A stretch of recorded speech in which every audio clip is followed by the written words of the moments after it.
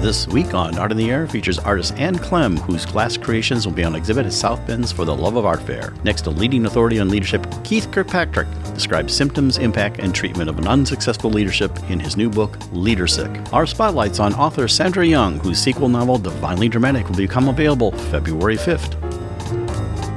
Express yourself through art and show the world your heart. Express yourself through art and show the world your heart. You're in the know with Esther and Larry. Art on the air today. Stay in the know with Larry and Esther.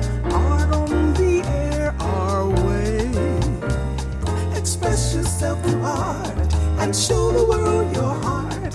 Express yourself through art and show the world your heart. Welcome. You're listening to Art on the Air on Lakeshore Public Media, 89.1 FM, WVLP 103.1 FM, our weekly program covering the arts and arts events throughout Northwest Indiana and beyond. I'm Larry Breckner of New Perspectives Photography, right alongside here with Esther Golden of The Nest in Michigan City. Aloha, everyone. We're your hosts for Art on the Air. Art on the Air is supported by an Indiana Arts Commission Arts Project Grant, South Shore Arts, and the National Endowment for the Arts. Art on the Air is heard every Sunday at 7 p.m. on Lakeshore Public Media, 89.1 FM, also streaming live at lakeshorepublicmedia.org, and is available on Lakeshore Public Media's website as a podcast. Also heard on Friday at 11 a.m. and Monday at 5 p.m. on WVLP 103.1 FM, streaming live at wvlp.org, and Tuesdays at 4 p.m. on WDSO 88.3 FM. Our Spotlight interviews are also heard Wednesdays on Lakeshore Public Media. Information about Art on the Air is available at our website, breck.com/AOTA. That includes a complete show archive, spotlight interviews, plus our show is available on multiple podcast platforms, including NPR One. Please like us on Facebook, Art on the Air, WVLP, for information about upcoming shows and interviews. And we'd like to welcome back to Art in the Air Spotlight. We had her for her full interview on April 22nd, 24th of 2022 and with her first book. But now she's come out with a sequel to The Divine Vintage, and you're going to tell us all about her new book that's set in the great, it's called Divinely Dramatic. We have Sandra Young. Welcome back to Art on the Air Spotlight. So nice to see you, Thanks, Larry. Thanks, Esther. It is great to be back with you, too. Well, you have now got a sequel. I know when we interviewed you back in your previous interview, you said you would have a sequel, but now you can tell us a little bit about it. And what's nice about the flavor of your books, they are local. Even though they are novels and fictional, they have a local air. So tell us about your new sequel here, Divinely Dramatic. Well, they are. Divinely Dramatic follows Divine Vintage by the series of 3 of the same name. They're all set in LaPorte County. And in Divinely Dramatic, vintage fashionista Marcy Alexander reluctantly agrees to costume a community theater play at LaPorte Little Theater. But when she goes there, her aura reading ability leads her to a 1966 mystery in the costume loft. Now, meanwhile, the director, Mike Figueroa, he's drawn to, but he's also annoyed by the kooky-filling costumer. He just wants her to do an excellent job to thwart his pranking betting buddies. And in the meantime, Marcy's got a persistent ghost, an ailing mom who is urging her to get out of the nest, seek your dream career of art illustration for children's books. So she finds she's got to solve this mystery from the past in order to solve the riddles of her own heart. Excellent. So, and you have a third one in the series, but LaPorte Little Theater has been the kind of setting for this one. And so tell us about some of your own experience with costuming. Well, actually, because I have a huge vintage clothing collection and I've done more than 75 shows over the last decades in the region, I've costumed myself a lot. And I have done a little bit of costuming work as well for some of the productions I've been in, like Count Dracula out at the Dunes was one that I costumed. So I just love, the fashion and the costumes. And so when I was, putting together this series, which is wrapping around vintage fashion and romance and ghostly mystery, well, the costuming just was a natural kind of a secondary book. And then the third one takes place at the Historical Museum in LaPorte, and looks like that one's coming out in May from the Wild Rose Press. That's my publisher. Oh, I love that museum. I always feel like there's a ton of stories in there when I walk in there. Everybody's shouting. So, I had I have two very funny questions. One is, do you own those rainbow platform shoes? And the other question is, I felt like I was walking into the closet when you were describing her, wrapping up the stuff to sell from Divine Vintage. So was the closet an inspiration for that? Actually, the closet opened after I did the drafts of my first books. I wrote these several years before that, and then I just polished them and edited them and worked over the years to make them much better and got a publisher for them. And then Julia opened in the meantime, and I've sold her some of my collection through the years, and Good News Vintage I've sold to them too. So yes, though, that is that flair of a vintage shop, which is what Divine Vintage is set in. So it's over 10 years ago you started the books? Yes, over 10 Wow. years ago. And in the meantime, I wrote a couple of others that are just sitting. And then I've got a historical fiction, a fourth book set in southern Indiana at the West Baden Mineral Springs Hotel. That's truth-based historical fiction. Ooh. That one I'm polishing and going to go out and try to get an agent in a larger press. So I have been crazy over the past year with writing, getting two books polished and through to publish, and writing another one and doing a ton of book clubs. I would love to zoom in or visit region book clubs. They're the most fun to go in, have people read your book and talk about it with you. And so you'd be open to doing that, having people do that. I would love to do that. And would like to put in a little plug that my book is now on pre-sale. And if people were to buy it on pre-sale for Amazon, either ebooks or paperbacks, then on opening release day when it comes out, that would be an awesome thing, is to have those sales there. And it sometimes ends up giving authors a #1 bestseller banner in one of their haunted theater or something like that. So, I'm just saying, if anybody's interested in buying the book, that'd be great. Pre-sales. Now, looking at the cover, is that one of your, I know the cover was designed by another press, but was that one of your costumes or outfits that were on the cover of the book? It is not. I really would love to find it. It's got these big polka dot patterns. It's because of the 1966 mystery, and I would love to find something like it. I'm actually, you can't see it, but I'm wearing one that's a 1960s, 70s pattern that's got these cool polka dots. And probably when I present, I always wear vintage fashion. So this one I'll probably wear a lot. But if I can find something that is more like that, book cover in the purples with the polka dots, because my book covers will all have purple vintage fashions. They will be linked by theme and look. Aura. And Aura. And Aura. Well, Sandy, we only have about 1 minute left here, so we want to give you a chance to find out all of your work, like your website, contact information, and maybe how to find you in case they want to have you come out and maybe do either a book signing or a book reading. Sure. SandraYoungAuthor.com. There are examples of my vintage clothing there, and also links to purchase Divine Vintage, and I'll get Divinely Dramatics up since they're there now. And it would be great. People can reach out through email at the bottom of that site. And I have a newsletter on Substack if somebody wants to just kind of tune into my vintage journey. Appreciate local folks who have been so supportive. Well, we appreciate you coming on Art in the Air. That's Sandy Young and her brand new sequel, Divinely Dramatic, officially releases February 5th. But if you go to Amazon, you can pre-order it and maybe bump it up. Thank you so much for coming on Art in the Air Spotlight. Yeah, it's always fun to see you, Sandy. Thank you. You too. A Spotlight Extra, the Chesterton Art Center is pleased to present Changes, a solo exhibit of select journal series weavings by Bryana Bibbs, January 8th through February 29th, with an opening reception on Saturday, January 13th.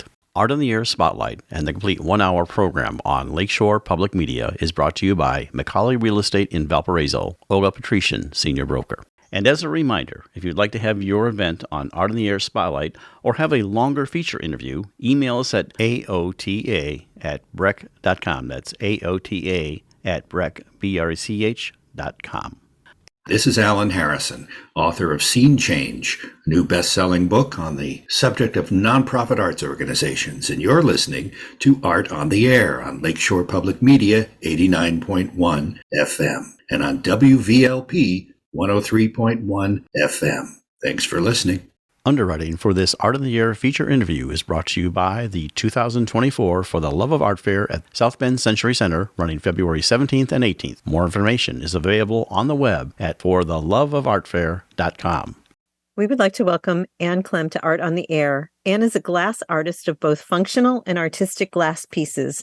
She uses her keen interest in science fiction, black holes, and nature's processes for her inspiration for her glass designs. Ann's creations explore the fluid forms of glass and how colors react with each other, enjoying the challenge of melting or combining in glass. She will be one of the exhibiting artists with the Shireen Johnson Klein's For the Love of Art Fair in South Bend at the Century Center, happening February 17th and 18th of 2024. Thank you for joining us on Art on the Air. Aloha and welcome, Ann. It's very nice to meet you. Thank you. It's great to meet both of you. Well, so glad to have you on the show and sharing about your art. And like you most of the time want to start off is I call your art origin story, or even your own origin story. I always like to say how you got from where you were to where you are now. So tell us all about Ann. It's a long story. No, it's not really. We love long stories. Long stories are great. I'm late to the art game. I loved art in high school and went through the art classes there. But then art got set aside as I went part of the way through college, got married, had started my family, was a single mom for a long time, and then got wrapped up in the corporate world. So once I escaped from the corporate world, then I could finally address my art. So late to the game, but loving it. And I tell people I'm living the dream. I really am. I'm passionate about what I do. I work a lot. It's physically demanding, but boy, is it so much better than that corporate life. What did you do in the corporate world? Especially glass is physically demanding. Yes. I'm an IT person by trade. I worked on very complex computer systems and the support of those systems. So once you do support for systems like that, you leave behind a whole lot of sleep, a whole lot of calmness. So once you escape, life's very different. And so how do you choose glass? So what were you introduced to in high school then that maybe brought you to glass, or what was that like? Well, I've loved glass my whole life. Didn't happen in high school, though. But once I got ready to retire, I actually shopped around because I knew I wasn't going to just sit around, watch TV, and eat bonbons. So I started taking some classes. I took a pottery class, a painting class. There was weaving, something else in there. But then I took a class in torch working, where you actually shape the glass at the end of the flame in a torch. And once I hit glass, it was like the aha moment. This is it. So I actually was a torch worker for 4 or 5 years before I started to work, before I wanted to work bigger.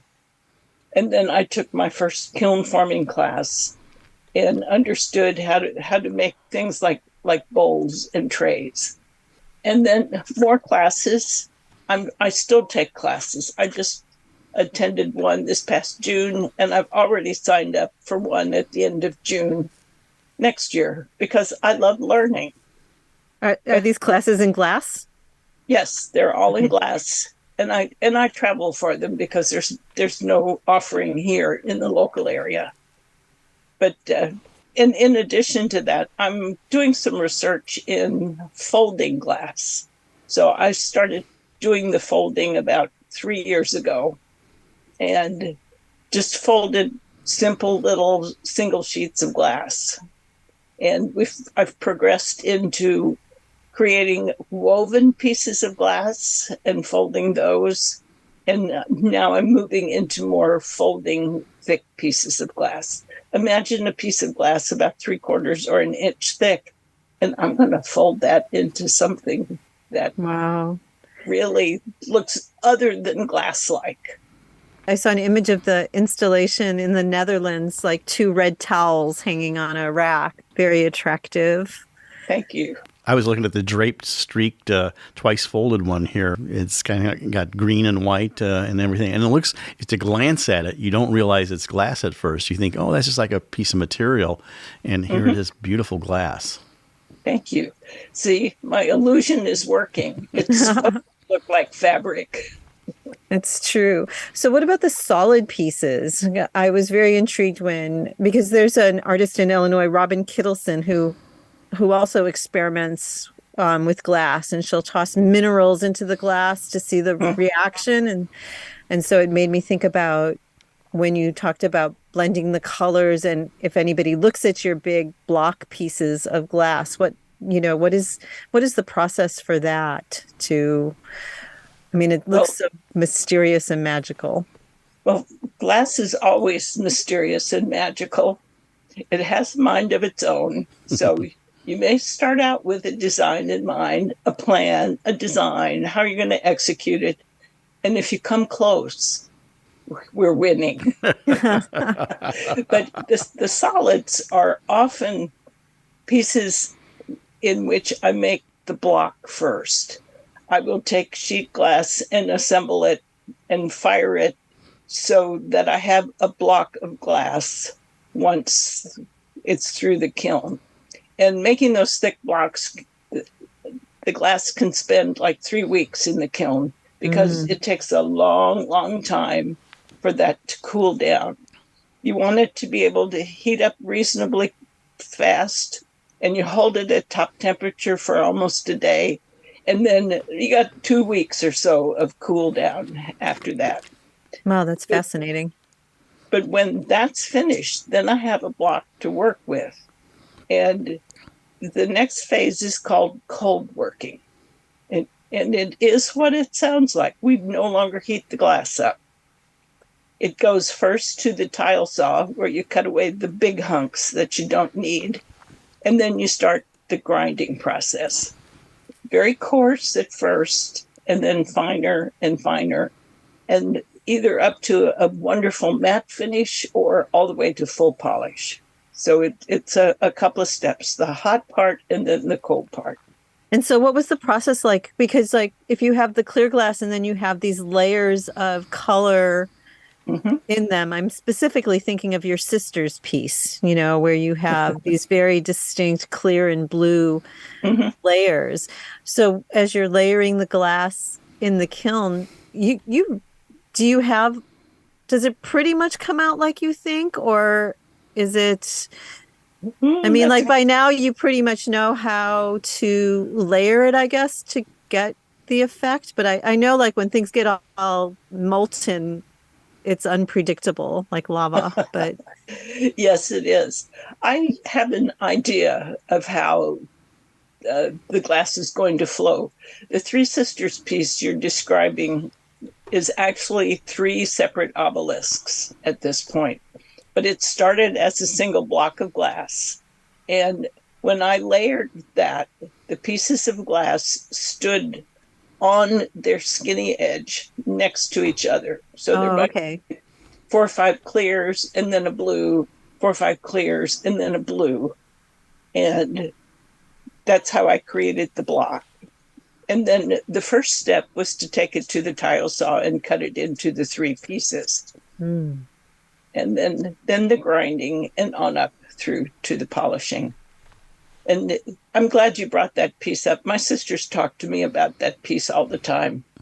Are you going to give us those for Christmas this year?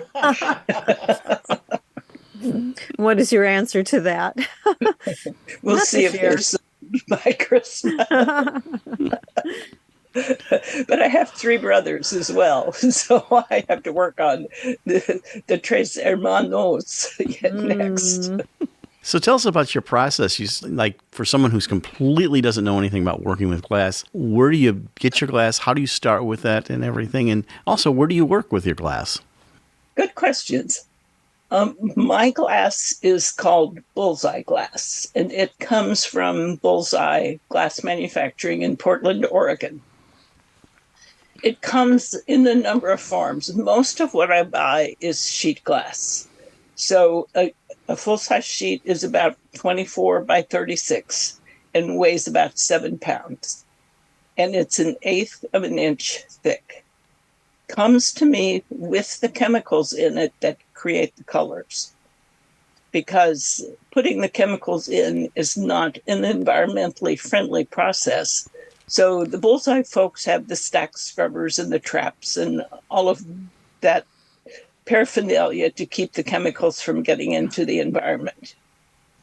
So a lot of what I buy is sheet glass. I also buy small particles of glass. They call it frit, which is obviously where the stuff goes that they break, for one thing. And frit comes in powder form, so it's still glass, and then fine, medium, and coarse. And I use all of those in my processes. The other form I buy is called a billet, and it's technically a brick of glass that Bullseye makes. So if I'm casting a large piece and I want as few bubbles as I can get, I'll use the bricks of glass. The larger the pieces of glass, the fewer bubbles you get in your casting. And you work in your home then? You have a studio in your house? I have a building behind my house. Okay. Yes. I started in the basement, and then I moved into the garage. And when I took over one too many garage bays, my husband said, out. Find your place to rent or build yourself a building. And it took me about a year in the design process to figure out how to set the building up, because I've got a separate room with the kilns in it that I can close off when I'm firing. And there's a big workspace, and everything that uses water is down one wall. So it's full, I have to admit, because the more processes I do, the more equipment I acquire. Right. And in case I haven't mentioned it, I'm a tool junkie. I know tools are amazing. Well, my dad always believed in having the right tool for the job. I got that gene. So, tool junkie, glass lover, and I have 3 addictions I actually admit to. One is glass. The second one is color. And the third one happens to be ice cream. All exquisite, I would say. Yes. All very good things to be passionate about. So I have sort of, I guess, a kind of a frivolous question on cold working. Mm-hmm. So when you're doing the cold working and you're working in water, is it can you make the water warm? Because I was like imagining, because so much of art we put ourselves through, kind of torturous situations at times. So I was wondering, is the cold working done with? Can you warm up that water as you're working with it?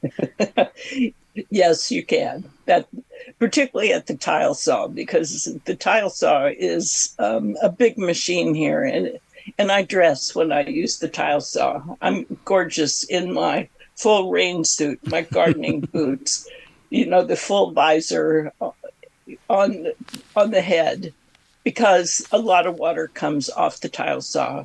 We use water when cutting or grinding glass to keep from heating the glass and cracking it, quite frankly. But particularly to my tile saw, I have a hot water source. The others, okay. I don't get so wet, so having hot water isn't so important. But yes, you can always add hot water. Okay. Good question. And then when working, I noticed you had an exhibit, I think in September, with called Transparent Opaque. So how do you work that? You have some of the colors, but what's that process like to get something transparent opaque? Well, it's either transparent or opaque, or you're right. Sometimes it's a mix, particularly in the streaky pieces of glass I use. Some of it could be very transparent and some of it could be very opaque. But the show was intended to be an avenue for displaying basically both kinds of color effect, if you want to call it that. There were some transparent pieces in the show. There were a lot of folded pieces in the show, and there were solids there as well. And particularly with the solids, we want some transparency so you can see through them. There are exceptions. I recently created a trio of obelisks that are matte black. And it's like they're just soaking up the light. Wow. But that's an exception for me. I like to use transparency in my solids.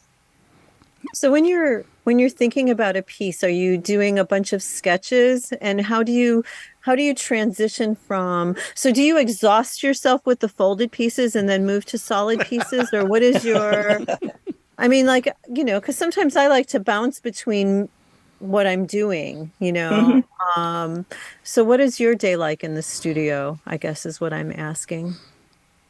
They're all going on at the same time.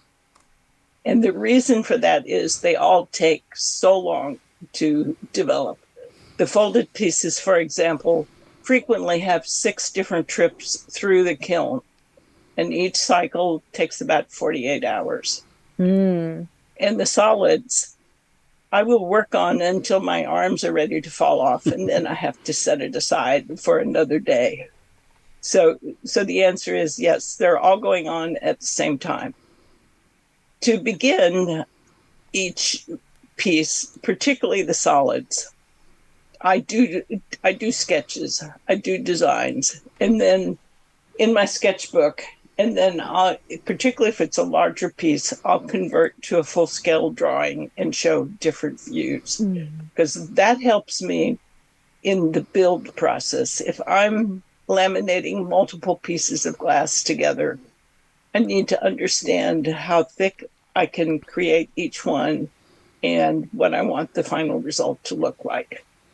There's a piece sitting on my table right now that's going to be a cone when it's finished. And it has clear, green, clear, amber at an angle, and then clear again on the bottom. And I can't wait to get it finished. But I'm also a little scared of getting it finished because it's going to be a difficult process. I was very attracted to the juxtaposition of the piece where it's like ultra smooth, but then you have like those jagged pieces on the inside. And so the evolution of that, did you know that you were going to that, or did the piece inform the jagged part that ultimately wound up in that? Well, with that one, I did plan the jagged edges. But when working with glass, you don't always get what you think you're going to get. Yeah. If it escapes or you drop it, the plan changes. And often the jagged edges either get rounded or smoothed off, or you just cut the whole thing at the break point and decide what the new design is going to be. I was thinking about the logistics of going to a show with your glass. And can you maybe explain that? Because I would think, oh my gosh, you look at these delicate pieces and how do you get them there and make sure that they're okay and back? I mean, you're taking them to, from Louisville to, South Bend when you do that one, and from Pennsylvania. What's that process like? Excruciating, tiring. They're heavy. Glass is heavy. And heavy, yes. Each piece gets packed in its own box. That's for transportation safety. And that also allows me to hand it over to a customer in a box. And then, they get assembled. All of the paraphernalia to do a show, the pedestals, the lights, all of that stuff, as well as the inventory and my suitcase, has to fit in the van. Because if it doesn't fit in the van, it doesn't get to go. So often when I pack, there's a dance that happens at the end where you trying to figure out where to get those last 2 or 3 pieces in. But it gets there eventually, and then at the end of the show, it goes back in again. But yeah, packing glass is a challenge. I bet. I bet the show is too, because glass is shown it needs the light. It needs auxiliary light to really make it, to showcase it. So so do you have to bring all those auxiliary lights yourself generally when you work with glass? Yes, I bring the lights. Often the things that sit on pedestals have a light underneath them, and it's the light goes with the piece of glass so that people don't have to figure out how to light the piece when they get it home. It's just easier for all of us if I do it that way. That's a good idea. So how many shows do you do a year? I was looking at your website, and so you do several shows, but do you also do anything local too? There's a two-part question there. Yes. Well, you mentioned the show Transparent and Opaque. That was a local one-person show at a gallery. My work's also featured at a number of galleries. So I have a local gallery called Core Gallery here in Louisville that handles a lot of my work. And then I'm at a gallery in Dallas and a couple of other smaller ones around the country. So it keeps me quite busy. And how did you get hooked up with Shireen for the South Bend show? That actually happened through Kent Epler. He is also doing the show. She recruited him first, and Kent recruited me. And now I'm gone on and done my own recruiting. So there's a whole contingent of us, Kentucky and Southern Indiana people who actually make the trip to South Bend, bring our goods, bring our good neighborliness, and Cheetos. Cheetos always Cheetos too. Color.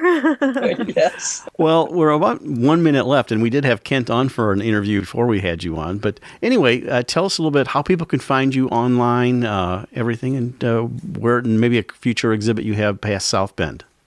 Okay. After South Bend, I'm going to be in Baltimore at the American Craft Council show in March. Yeah, the first part of March. To reach me, my email is info, INFO, at Ann, ANN, Klem, KLEM.com. My website, it's easy, it's annklem.com. I'm on Facebook as Ann Klem Reflections and Instagram Ann Klem _reflections. Well, we appreciate this great interview with you, Ann. Very informative. Congratulations on the South Bend show and being part of that. That's Ann Klem, and you can find her also on our webpage when you click on her picture, annklem.com. Thank you so much for coming on Art of the Year and sharing your art journey. Yeah, thank you so much, Ann. Good luck. Thank you for having me. I appreciate this. Art of the Year listeners, do you have a suggestion for a possible guest on our show? Whether it's an artist, musician, author, gallery, theater, concert, or some other artistic endeavor that you are aware of, or a topic of interest to our listeners. Email us at aota@brech.com. That's aota@brech.com. This is Karen Maravilla with It's Just Serendipity, and you're listening to Art on the Air on Lakeshore Public Media, 89.1 FM, and on WVLP 103.1 FM. We would like to welcome Keith Kirkpatrick to Art on the Air. Keith has earned recognition as a leading authority on leadership and entrepreneurship. He is a trusted coach and advisor to many business organizations and community leaders. He is president of the KPM Group and founder of the South Shore Leadership Center. He also founded the Institute for Innovative Leadership at Indiana University Northwest and the Northwest Indiana Entrepreneurship Academy, serving both organizations as executive director. His book is titled Leadersick, Becoming a Healthy Leader, Symptoms, Impact, Treatment. Thank you for joining us on Art on the Air. Aloha and welcome, Keith. Oh, thank you for inviting me. This is great. Well, and Keith and I have a little bit of a history, being a graduate of the Leadership Northwest Indiana program, and back in the day serving on the board for quite a period there. And one of the things I always like to say is leadership is what actually connected me to Lakeshore Public Media at that time, WYAN, and have a long history of being with them since 1993. But welcome to the show. Glad to have you on. Oh, thank you. And we had a great partnership of bringing L&I classes over to the station all the time for the TV and to learn about media, and you were always a help with that, and so it was great. Well, our audience always wants to know a little bit about you before we get to your book and how it impacts. I always like to say your origin story, and so tell us how you got from where you were to where you are now. So tell us all about Keith. Yeah, about that 3-year-old leader. I usually do start my presentations off and say I've pretty much been a leader my entire life, and it starts when you're the oldest grandchild on one side and you're the oldest grandchild on the other side, and you're also the oldest great-grandchild.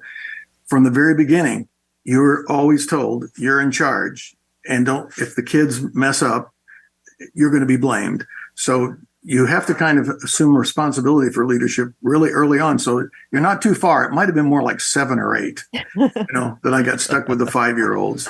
But I have always been in leadership positions. And I've had a really, I think, interesting journey. It's a very long one. So I try to just say I was in lots of leadership roles in college and high school. Started my first business when I was 25 or 24, although I'd had a couple business ventures at the university before that. And in my 20s, I describe it as trying to save the world. I worked in police stations in Chicago and with the court system and anti-poverty programs and technical education, those kind of things. And I went into a decade of manufacturing, and which was something completely new and different to me. Then I went in to teaching entrepreneurship and working with small businesses. Then I started teaching more leadership kinds of things at the university level, and kind of ended up here, kind of stepped out of most of those roles a few years ago and took this book project on. In the meantime, Larry will shoot me if I don't say that I hosted Lakeshore Focus on Lakeshore PBS for 9 years, 300 shows, which is pretty nice on your resume to be able to say, I did 300 TV shows. So that was great. I've always been in leadership roles in the community, all kinds of boards. I'm in leadership roles in my church. My dad was kind of the same way. My dad had no hobbies, and I'm kind of similar to that. And people always say to my dad, what do you do in your spare time? He goes, I'm always involved in organizations and, doing things. Volunteering? Did you do a lot of volunteering? So, yeah, I'm a professional volunteer. Maybe that's what it is. Given your background there, the book is kind of different. I didn't want to necessarily jump into it yet, but with your leadership experience, the purpose of the book is kind of like, well, it sets up a little bit of thing, but it treats it as a disease. And so tell us about that whole disease process and how you formulated that in your own experience. It probably started with a little more self-analysis, but then how you projected that out. I have thought about writing for a long time.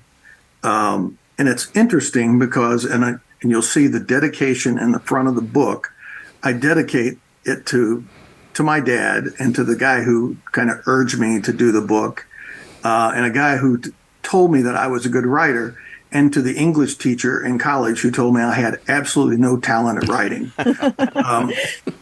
And I said, and I can't remember her name. So, which is probably a good thing at this point. I would say. She may be gone on to better places. I don't know. But so my whole life, I just kept thinking, I'm really not a writer. Always ran organizations. I wrote technical stuff. I wrote procedures. I wrote letters, business letters, wrote business organizational documents and things, but I never really thought about that. But I always had these ideas for books.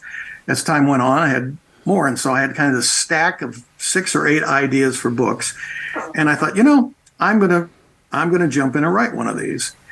Now, which one should I tackle first?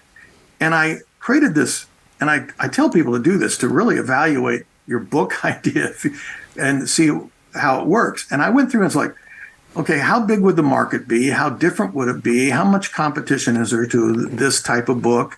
Who would want to read it? Why would they get out of it? And kind of went through and scored the whole thing. And I met with a guy who was a publisher who had helped people with books. And I laid all this out and asked his reaction. He goes, in the 30 years I've worked with writers, he said, I have never had anybody come in there with this kind of an analysis. He said, and really had logic at thinking about why they would select the subject matter they were going to do and why they would write that book. He said, this is remarkable. So I picked this one, and part of it was because it was such a unique idea. And there are so many books on leadership.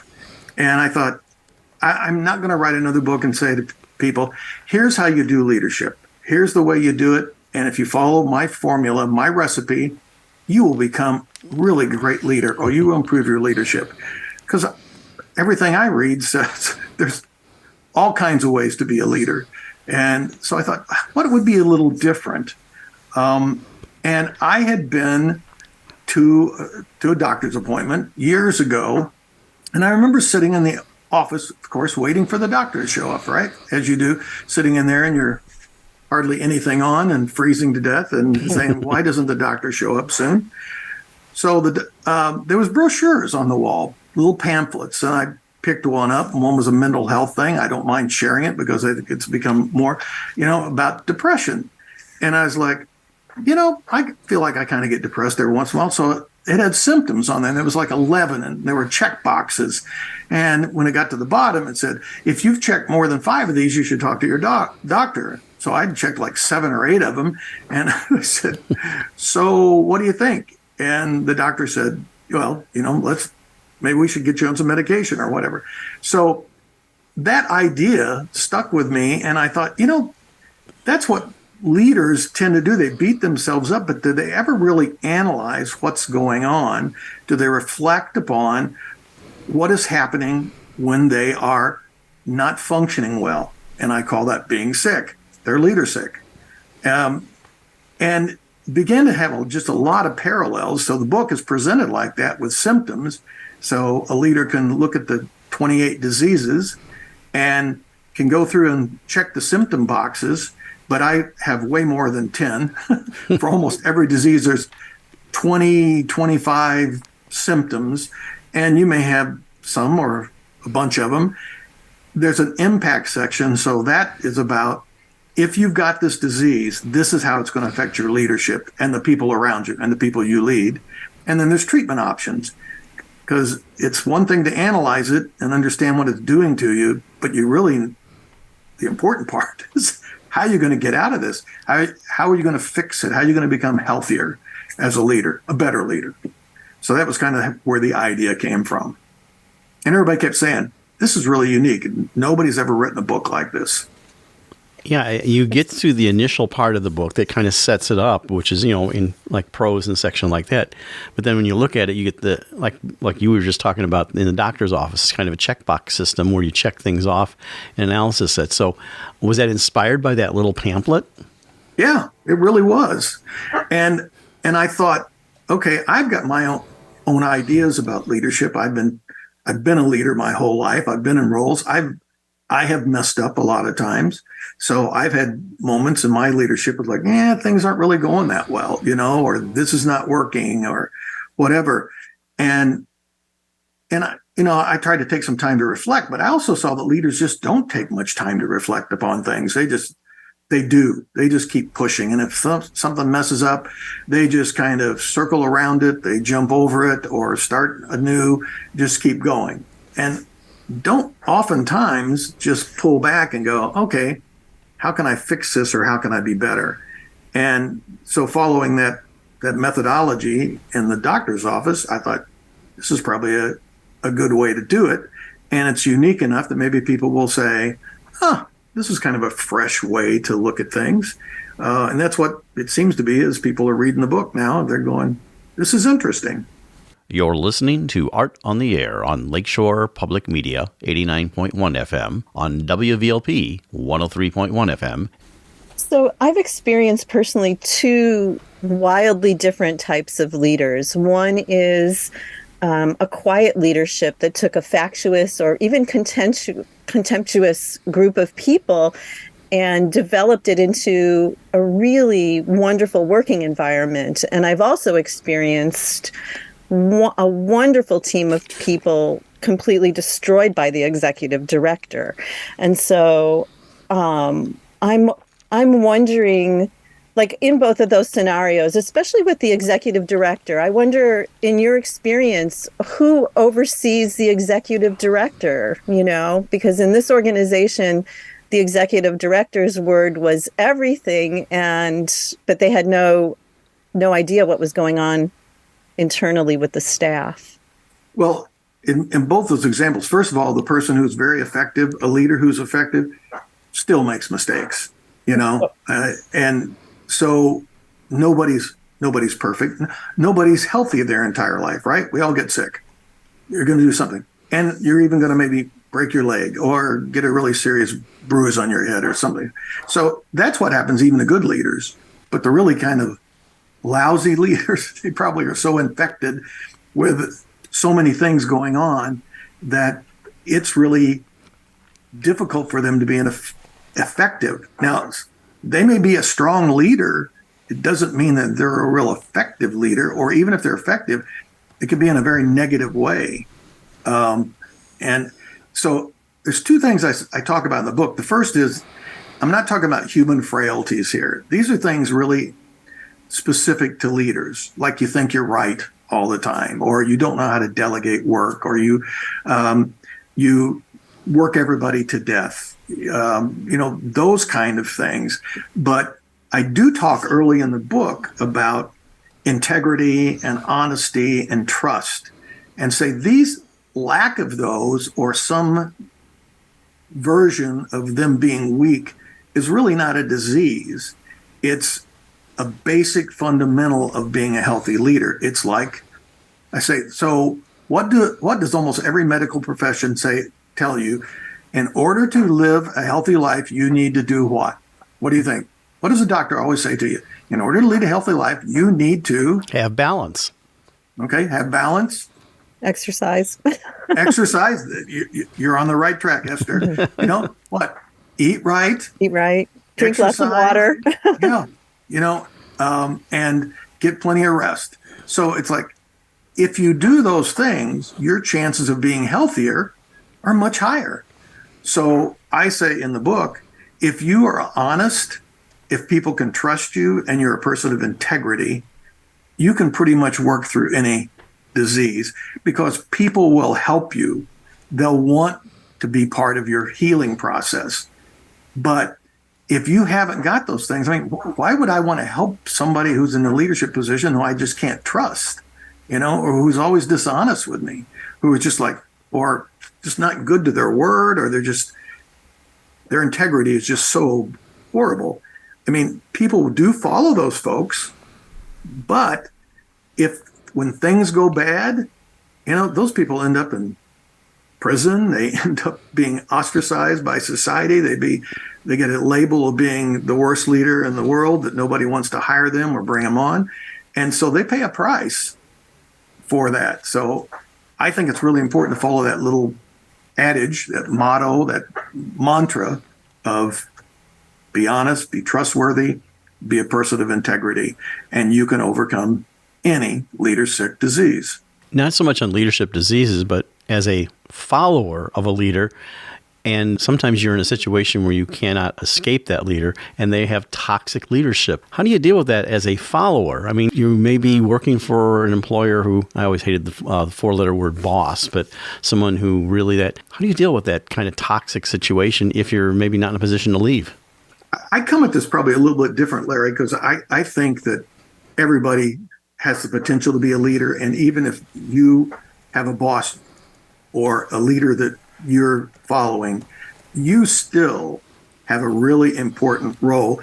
And you can choose to be very subservient to that person, or you can choose to be fairly assertive and try to deal with a person in a better way, which means you've got to exert some leadership over yourself, or even over others, because if that person is really damaging to you, they're probably damaging to everybody. And so why wouldn't some of the other followers look to you and go, Larry, Esther, what are you going to do to help us get out of this situation with this really terrible leader that we have? What are we going to do? And somebody has to really step up at that point. So I think choosing to be a victim and just put up with it is what a lot of people do. Some people then just, start a real dysfunctional lifestyle, or they quit and move on. And those things are all possibilities. But if you believe in the cause or the organization, or you feel like you've got good ideas, you step up, you be a leader, and I think you can deal with those people. I've worked for those people, but I think everyone has. Everybody has. Yeah, everybody has. But I kind of I don't tolerate fools. So if I had a boss who just wasn't really functional, I didn't really put up with it very long. I usually tried to fix it because I felt usually what I was doing was important, what the organization was doing was important, what the business was doing was important. Everybody was employed there. And if they're screwing things up, I want to help fix that. And sometimes you just have to play hardball with those people. Which is why we have Leadersick, right? Yes, That's right. the very reason why. Well, now with the book, you can take it to the board of directors or to the partners, the investors, and hold this book up and go, you know something? The guy we got running this organization right now, there are 28 diseases in here, and she's got 18 of them.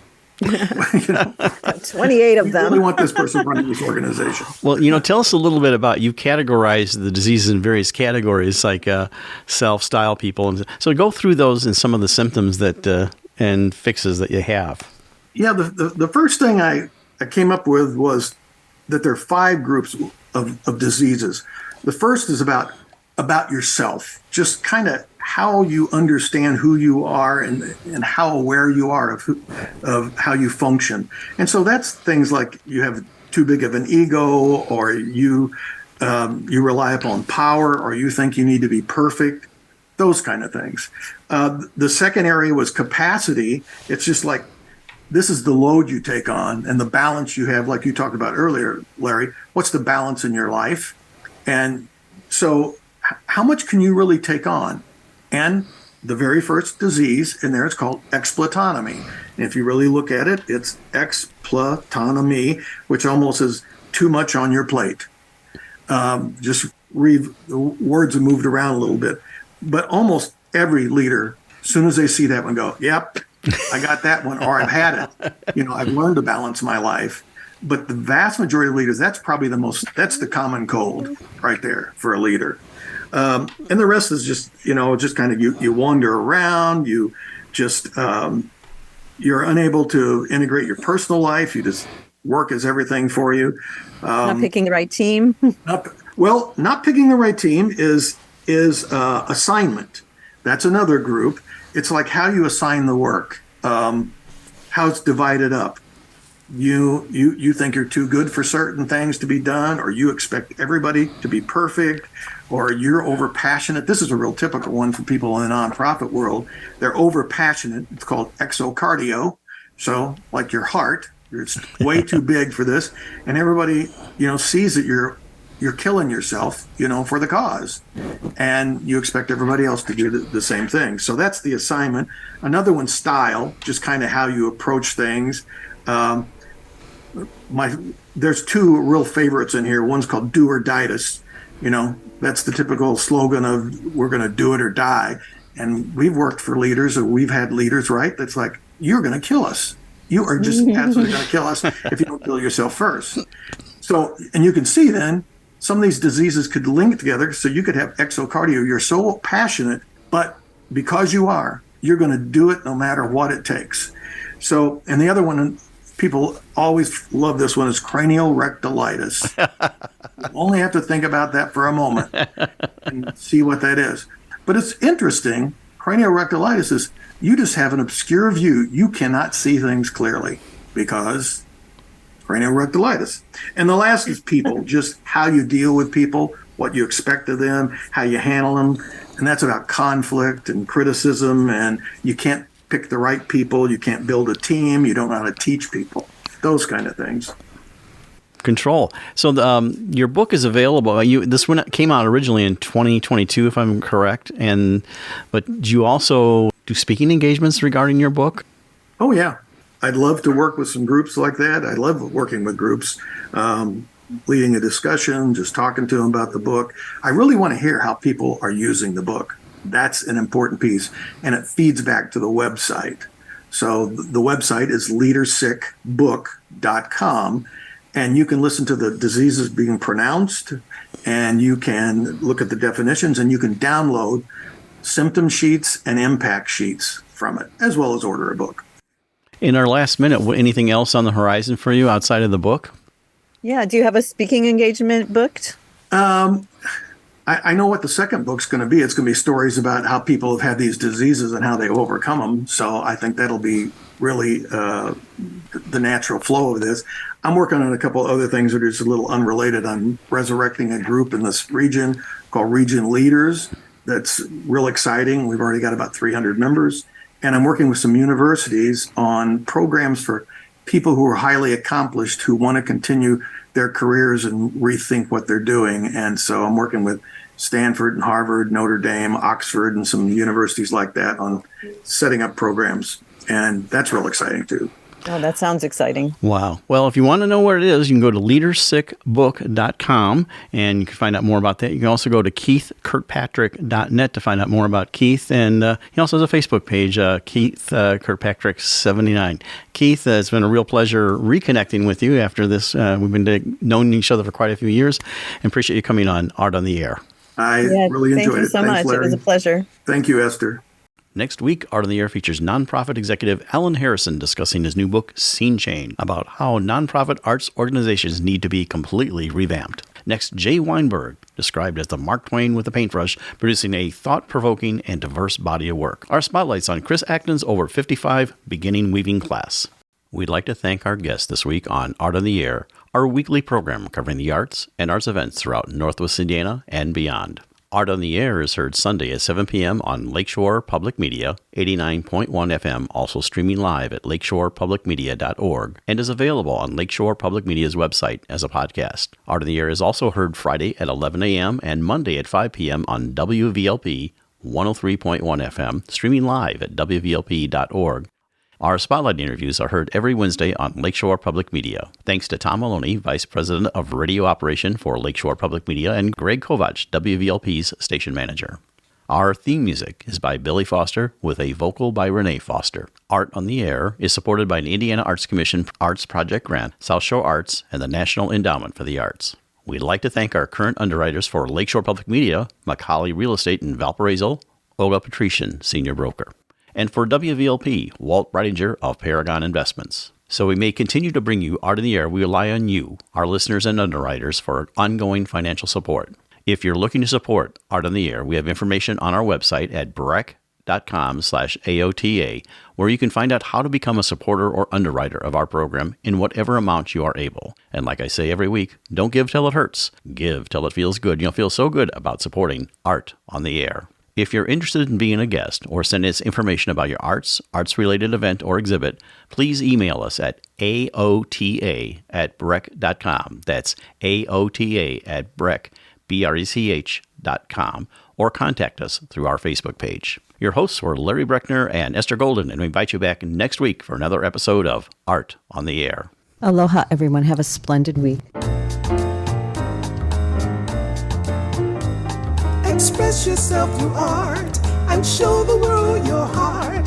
Express yourself through art and show the world your heart.